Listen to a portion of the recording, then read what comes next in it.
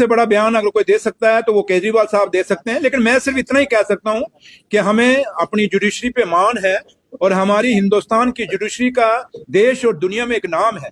और आज जो जुडिशरी ने फैसला दिया है, ऑनरेबल जजेस ने फैसला दिया है, वो बाबा साहब भीमराव अंबेडकर साहब का जो आइन है उसका सम्मान हुआ है।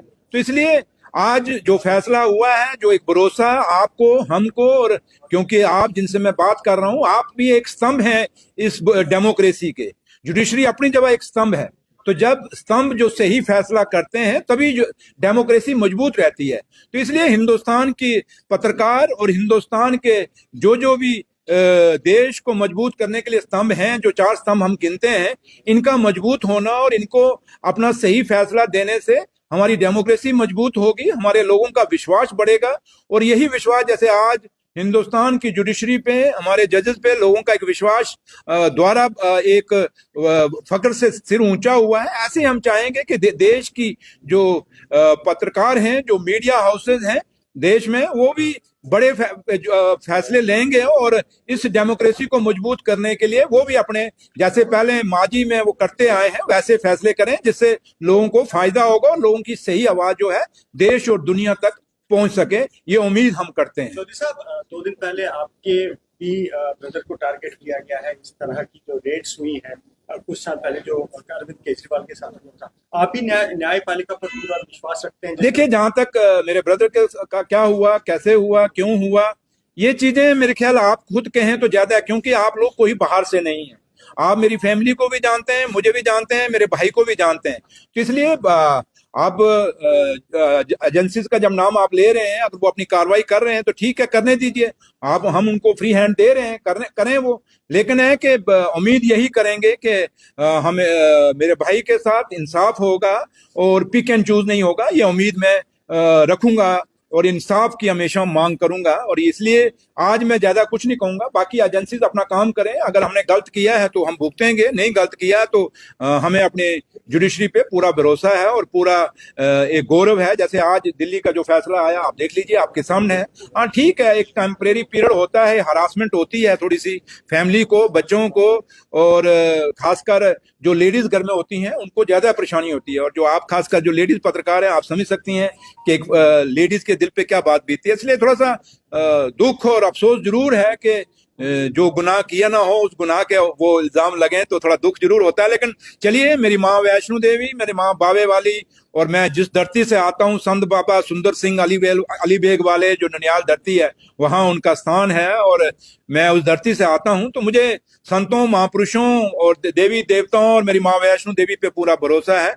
हमारे साथ इंसाफ होगा और कभी मेरी माँ हमसे गलत नहीं होने देगी। और अगर हमने गलत किया होगा तो सजा खाएंगे, जो नहीं किया होगा तो मेरी माँ खुद इंसाफ करेगी, ये उम्मीद मैं अपनी जुडिशरी से भी रखता हूँ। सर, केजरीवाल ने आज एक बड़ा बयान दिया और ये कहा है कि अगर बीजेपी को टारगेट किया है कि अगर चुनाव जीतने हैं तो विपक्ष को टारगेट बनाकर उनके नेताओं को अंदर जेल में बंद करके चुनाव नहीं जीते जाने चाहिए, बल्कि डेवलपमेंट, बेरोजगारी, जिसकी आप भी बात करते हैं कि बेरोजगारी, डेवलपमेंट, इन मुद्दों को निपटाकर और लोगों के दिल जीतकर जो है इलेक्शन जीतने चाहिए और सरकारें बनानी। देखिए, केजरीवाल साहब क्या कहते हैं क्या नहीं कहते, मैं उनका स्पोक्समैन नहीं हूँ, लेकिन इतना जरूर कहूंगा कि ये बाबा साहब भीमराव अंबेडकर की बनाई हुई आइन है, उस आइन के नीचे हम चलते हैं। और जिस देश में हम बैठे हैं, मैं फख्र से कहता हूं कि हम भगत सिंह, राजगुरु, सुखदेव जैसे बहुत बड़े क्रांतिकारियों के वारिस हैं हम सब लोग। और इस देश की आजादी को पाने के लिए, इस देश की डेमोक्रेसी को पाने के लिए लाखों कुर्बानियां दी गई हैं। और इस आजादी को पाने के लिए मेरी माओ ने कितने अपने बच्चे खोए, मेरी बहनों ने अपने सुहाग खोए, मेरी बहनों ने अपने भाई खोए इस डेमोक्रेसी को पाने के लिए। जिस चेयर पे मैं बैठा हूं, जिस हाल में मैं बैठा हूं, जहां आप सब बैठे हैं, ये वक्त 47 से पहले नहीं था। अंग्रेज कभी हमें ऐसे नहीं बैठने देते थे और हमने वो आजादी की लड़ाई हमारे बुजुर्गों ने लड़ी, उनके वारिस हम लोग हैं। तो उम्मीद यही रखते हैं कि देश में मुद्दों पे बात होगी और मुद्दों पे ही इलेक्शन लड़े जाएंगे। और मुद्दे जो लोगों के जेन्युइन जो काज हैं, या जो आजकल जो हमारी नौजवान पीढ़ी है, जो नौजवान जो इस देश के वारिस हैं, जो आने वाली हमारी नस्ल है, उसके लिए तवज्जो दी जाएगी। क्योंकि हमारी नस्ल को कुछ लोग खराब करना चाहते हैं कि हमारी आज जो आने वाली नस्ल है वो ड्रगिस्ट हो गई है, और आज की नस्ल भी कितनी ड्रगिस्ट हो गई है। और बेरोजगारी बहुत बड़ा मुद्दा जो है आज देश में और खासकर जम्मू कश्मीर में खड़ा है हमारे सामने। इसलिए आज नौजवानों को उनके ग्रीवेंसेस को एड्रेस करने का हमें हमें कोशिश करनी पड़ेगी, चाहे वो जम्मू कश्मीर की सरकार है, चाहे वो दिल्ली की सरकार है। इसलिए हमारी हमारी सोच, हमारे विचार लोगों के मुद्दों के ऊपर होने चाहिए, ना कि हम एक दूसरे के ऊपर इल्जाम लगाएं, इल्जाम लगा के उनको बदनाम करने की कोशिश करें। मुझे लगता है कि किसी भी पॉलिटिकल पार्टी के हों, और ये बात मुझ पे भी कहीं ना कहीं लगती है, इसलिए हम सबको मिलके, आज के जो पॉलिटिशियन है, हमें मिलके बात रखनी चाहिए। और बात रखनी ये चाहिए कि जिस मुद्दों के लिए लोगों ने हमें चुन के भेजा है उन मुद्दों के लिए काम करें, ना कि हम अपने अपने एक दूसरे के स्कोर सेटल करने की कोशिश करें। तो लिहाजा आपकी बात सही है कि आज देश में मुद्दों पे बात करने की जरूरत है, और पॉलिटिकल पार्टियों को मुद्दों पे बात रख के इलेक्शन लड़ने की जरूरत है, ना कि हम एक दूसरे पे इल्जाम लगा के कहीं ना कहीं एक दूसरे को बदनाम करके काम करें। ऐसा नहीं होना चाहिए। की बात करूं तो तभी को कहीं ना कहीं इलीगल माइनिंग वहाँ पे बहुत ज्यादा चल रही है, किस तरीके से रोका जा रहा है? देखिए, आज सिद्धू साहब आज जो मैंने आपके सामने जो ये माइनिंग डिपार्टमेंट की पूरी एक बहुत बड़ी मीटिंग की, क्योंकि पहले तो 1.5 साल में समझ नहीं सका कि माइनिंग है क्या है।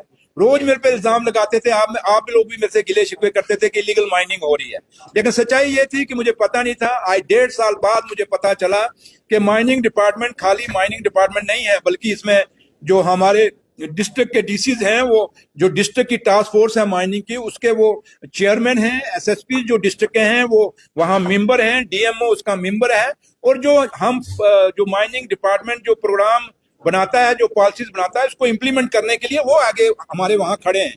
तो लिहाजा आज जब मैंने मीटिंग ली, आपने देखा होगा जम्मू के जो डिस्ट्रिक्ट के डीसी साहब का, क्योंकि डीसी साहब छुट्टी पे थे, उनका रैप यहाँ पर एडिशनल डीसी साहब आए थे, एसएसपी साहब के रैप आए थे, और पूरे डिस्ट्रिक्टों के डीसी, काफी सारे डीसी जुड़े थे, जहाँ उनके रैप जुड़े थे, एसएसपी जुड़े थे, पूरे जम्मू कश्मीर यूटी के, और जहाँ एसएसपी उनके रैप जुड़े थे। आज एक बात क्लियर कर दी है हमने कहा कि इलीगल माइनिंग नहीं होगी। जैसे मैं कल गया था खुंदवाल में, मैंने देखा कि वहां एक कंपनी है, कोई शिवालय, उसने पूरा तभी को ही डाइवर्ट कर दिया, और आज खुंदवाल और जो आपका शेर कश्मीर एग्रीकल्चर यूनिवर्सिटी चट्ठा, जो वहां आपका वो पूरा पानी आया था, बरसात में फ्लड आया था, उसका कारण जो था बांध वहीं से टूटा था खुंदवाल से। और उस खुंदवाल का बांध टूटने का कारण सबसे बड़ा ये था कि वो शिवालय जो कंपनी थी उसने पूरी तभी को डाइवर्ट सेट कर दिया था, और बांध टूटने से आज हालत ये जो मैं कल देख के आया हूँ बेलीचराना और खुंदवाल के अंदर, कि अगर उसको नहा रोका गया तो ये पूरा खुंदवाल, ये चट्ठा पिंड, ये चट्ठा फार्म, ये नीचे के जितने भी हैं बलोल तक इलाके हैं, सारे तबाह हो जाएंगे। तो इसलिए इस माइनिंग को रोकने की जरूरत है, और आज मैंने बिल्कुल क्लियर डायरेक्शन दे दिया है कि विदाउट पर्ची क्रैशर से कोई गाड़ी नहीं निकलेगी।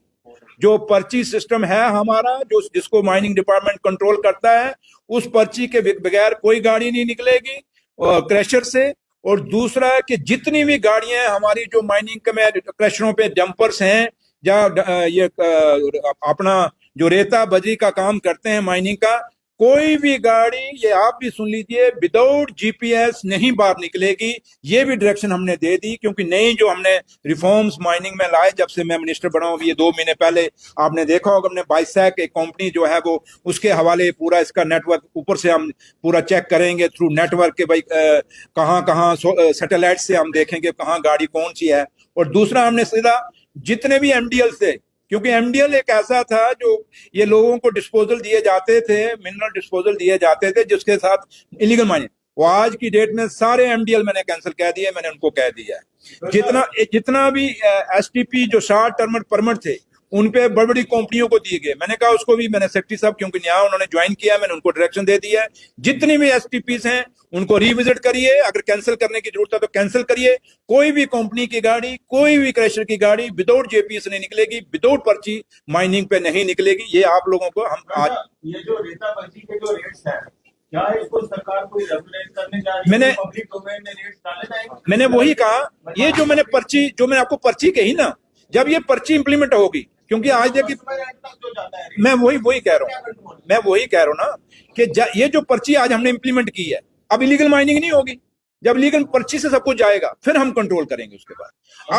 अभी तक रेट्स हैं तो इसके मिनिमम मैक्सिमम क्या रेट है? Mining as it is mining department से कोई वो नहीं हुआ, लेकिन ये चीजें आप लोगों ने बड़ी बड़ी मेरे नोटिस में लाई। मैंने कहा ना, जैसे आज मीटिंग जो मैंने की, इतनी बड़ी मीटिंग आपके सामने हुई, आपने खुद देखा है कि वर्चुअल मोड, कश्मीर पूरे से वर्चुअल मोड पे लोग ऑफिसर सारे जुड़े हुए थे, डीसीज एसएसपी जुड़े हुए थे, जम्मू के भी जो आउटर जितने भी डिस्ट्रिक्ट हैं, किश्तवाड़, डोडा, राजौरी, पुंछ से सारे डीसी एसएसपी जुड़े हुए थे।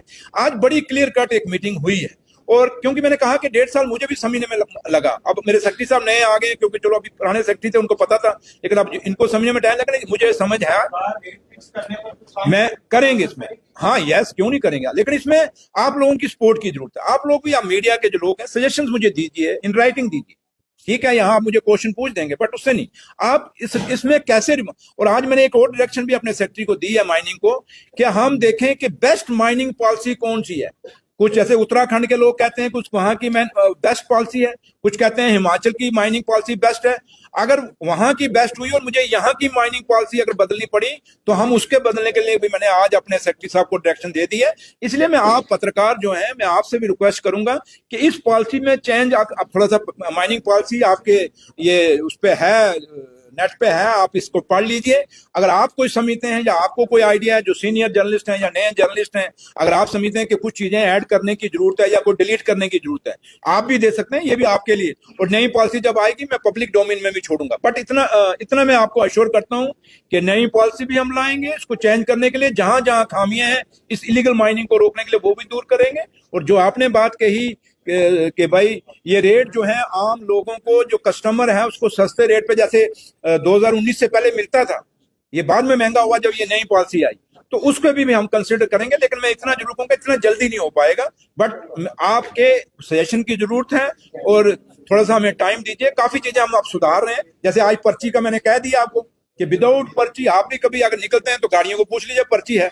और मैंने ये भी कहा कि एक पर्ची पे 4 फेरे, 5 फेरे नहीं लगेंगे, एक पर्ची पे एक ही फेरा लगेगा। ये सारी चीजें आज बड़ी एक घंटा मीटिंग चली है, मैंने सारी डायरेक्शन दे दी है। लेकिन मैं फिर भी आखिर में आप सबसे यही कहूंगा कि आप लोग भी हमें सपोर्ट करिए। ये इलीगल माइनिंग मेरे कान भी पक गए हैं, लेकिन आप भी थोड़ा सा हम कुछ कई लोग बयान देते हैं, उन बयानों के बजाय थोड़ा सा प्रैक्टिकली आप भी, जैसे तवी है, मैंने उनको कहा तवी को बिल्कुल सील कर दीजिए, कोई इलीगल माइनिंग नहीं होगी। और डिगिंग 1 मीटर है तो 1 मीटर से नीचे कोई नहीं जाएगा। ये सारी चीजें मैंने आज कही। सर, पिछले कुछ दिन पहले ना, यहाँ पे बड़ी बड़ी बात है, ये एक चीज बिक रही है, उसका कोई कंट्रोल ही नहीं है, सरकार का कोई कंट्रोल और कमाल ही नहीं है उसको। नहीं, देखिए सुरेंद्र जी, एक चीज मैंने कहा ना आपको, सरकार बने अभी 1.25 साल हुआ है, हमें इस माइनिंग को देखिए, एक बड़ा एक बिखरा हुआ सिस्टम था मेरे हाथ जब ये चढ़ा है। और जब हम बिगड़ा हुआ सिस्टम जब हमारे हाथ में चढ़ा है, तो उसको सुधारने में टाइम तो लगेगा। लेकिन मैंने कहा ना कि हम, जहां तो हमने बिगाड़ा है, जहां हमने पॉलिसी बनाई है, ना पॉलिसी हमारी उमर अब्दुल्ला सरकार ने बनाई, ना हमने ये माइनिंग का माहौल बिगाड़ा, ये हमें माजी से मिला है। और एक चीज बिगड़े हुए निजाम, घर में अगर कोई चीज बिगड़ जाए जनाब, उसको भी तो टाइम लगता है सुधारने में। इसलिए मुझे हमें टाइम दीजिए। लेकिन मैं इतना जरूर कहता हूं कि एज ए माइनिंग मिनिस्टर मैं आप सबको अश्योर करता हूं कि इलीगल माइनिंग रोक दूंगा। और जो आप कह रहे हैं कि वो लोगों को सस्ता बजरी रेता मिलना चाहिए, उसके लिए पूरा काम करूंगा। और मेरा वादा रहा आपसे, क्या एक दिन ऐसे हम बैठेंगे और आप कहोगे कि सुरेंद्र चौधरी ने करके दिखाया। इसलिए मेरा लीडर और जम्मू कश्मीर के मुख्यमंत्री जनाब उमर अब्दुल्ला साहब की साफ डायरेक्शन है कि इलीगल माइनिंग नहीं होनी चाहिए, लोगों को सस्ता मटेरियल मिलना चाहिए। और सबसे बड़ी बात, आपको पता है कश्मीर में और या जम्मू में भी कुछ लोग जो थे दिहाड़ी इस चीज पर लगाते थे, एक ट्राली रेता निकालते थे, जब बजरी उनके ऊपर उनका घर चलता था। जहाँ कश्मीर के अंदर स्टोन क्वारी थी, सैंड क्वारी थी, ये सारी चीजें नई पॉलिसी में बंद हुई। हमारी कोशिश है कि ये जो गरीब लोग हैं जो स्टोन कैरी करते थे, जो स्टोन जो जिसमें लंगड़ी डंडा भी कश्मीर में से कई लोग मंगवाते थे, वो बनता था, या कब्रिस्तान पे जो पत्थर लगता वो बनाते थे, ये चीजें भी सैंड, काफी चीजें रोकी गई। इन चीजों को द्वारा उन गरीबों को खोलने के लिए मैंने पूरी कमेटी बनाई हुई है। लेकिन मुझे टाइम लगेगा, लेकिन इतना मैं अश्योर करता हूं कि जहां जहां मेरे से खामियां होंगी आप मेरे पास आए, मुझे खुद भी दें, इन राइटिंग भी दें। लेकिन आपकी जितने भी आप मीडिया के साथी हैं, मेरे भाई हैं, आप सबसे यही रिक्वेस्ट है कि आप सब मुझे इसमें कोऑपरेट करेंगे, उमर अब्दुल्ला सरकार को कोऑपरेट करेंगे, और इस इलीगल माइनिंग के दाग को मिटाने में आप लोग हमारा सहयोग करेंगे। और जहां जहां खामियां हैं, थोड़ा सा आप भी, ये जो कंपनियां बाहर से आके काम कर रही हैं डेवलपमेंट के नाम पे, हमारा सारा रिसोर्सेज बेच रहे हैं, इन पे भी आप कसर रखेंगे, नजर रखेंगे, आप लोग भी रखेंगे, हम भी रखेंगे। तो ये उम्मीद आपसे करते हैं। Thank you.